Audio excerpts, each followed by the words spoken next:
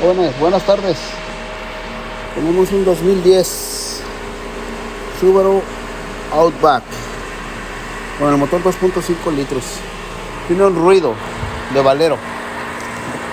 Así que miren, lo puse en el aire, le quité el traction control y vamos a identificar el ruido, cuál rueda es. Ok, a ver si alcanzan a escuchar. Esta no es. Esta se oye ruido, pero no es en sí el que estamos buscando. Esta es la del ruido. Miren el ruido que zumba. Ahora voy a la otra rueda. Esta tampoco es. Así que es la derecha trasera. Esa es la del ruido, la del valero.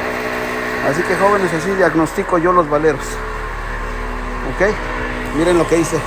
El truquito que hice aquí para que vean. Miren, le pongo en drive, le aplasto el botón del traction control que está aquí. ¿Lo ven? Ahí está. Y le pongo mi bastón aquí. Y con el botón eléctrico le voy acelerando poco a poquito hasta que llegue como a 40, 50 millas para que haga el ruido. Miren, ahí está puesto de ahí, del asiento al acelerador.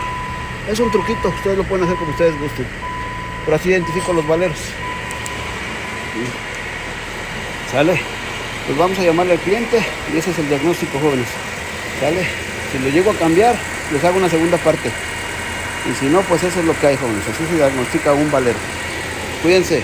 A la próxima.